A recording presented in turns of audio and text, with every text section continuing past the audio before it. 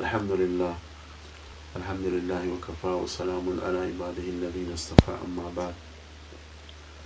بعد فأعوذ بالله من الشيطان الرجيم. بسم الله الرحمن الرحيم. ما كان محمد أبا أحد من رجالكم ولكن رسول الله وخاتم النبيين.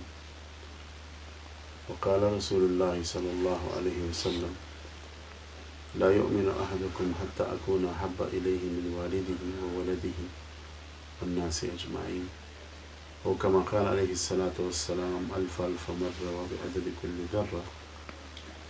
والحديث رواه الإمام البخاري رحمه الله في جامعه الصحيح. د اسلام ډېرو غیرتمندو مسلمانانو روح او د ناموس رسالت محافظین رسول الله صلی الله علیه وسلم سره محبت کوونکو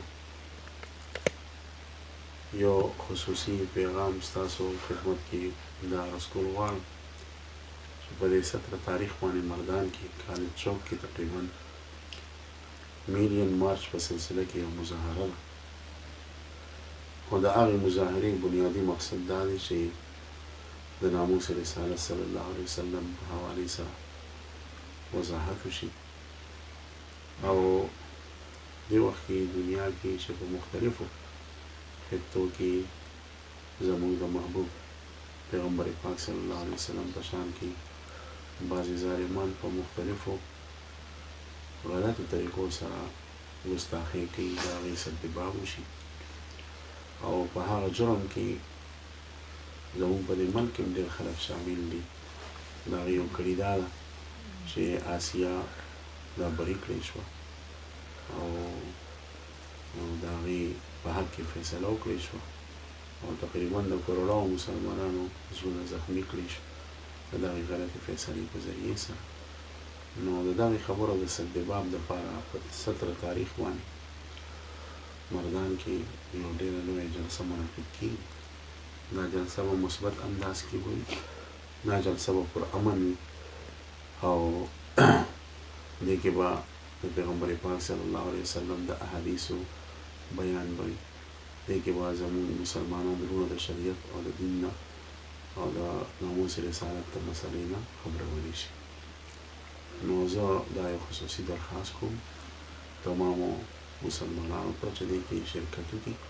دا صرف د جمعیت علما اسلام یو جلسه نه ده، بلکې دا د ناموس رسالت مسله ده چې په دې کې هر کلمه ګو مسلمان شریک دی چې لا اله الا الله محمد رسول الله کلمه وایي، نو هغه په دې کې شریک دی. نو پکار ده چې ټول په دې کې شرکت وکړي په یو اواز سره، ځکه اتفاق د مسلمانانو دا ډېر اهم دی، خاص کر په داسې قسم حالاتو کې چې کوم ناگفته بهي حالات دي. دې کې د مسلمانانو اتفاق انتهایی ضروري دی او اتفاق به هلئ چې د ختم نبوت عقیده قایم وي، اتفاق به هلئ چې د پیغمبر علیه السلام عزت احترام او ناموس قایم وي. خدا نخواسته که چېرې زموږ د ګوتو نه د ناموس رسالت مسله ووته، نو بیا به د امت اسلامیه او د ملت اسلامیه په منځ کې افتراق وي، شقاق وي، اختلافات وي او بیا به ټول خلک دسته ګریبان. نو دا یو خصوصي التماس دی چې دې ټول جوړ در جوړ شریک شي. دا صرف د جمعیت علما اسلام مسله نه ده.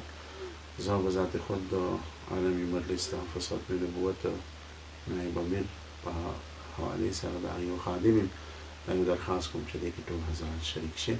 دا د یو پارټۍ مسله مه ګڼئ، دا د هر مسلمان لپاره ضروري ده چې دې کې خپل اواز اوچت کړي، ځکه د دې په ذریعې سره به انشاءالله په عالم کفر باندې یو اثر پرېوځي او په زړه کې به دا دهشت پرېوځي چې واقعي مسلمانان د خپل پیغمبر پاک صلی الله علیه وسلم په عزت او په ناموس باندې ډېر ښه پوهېږي.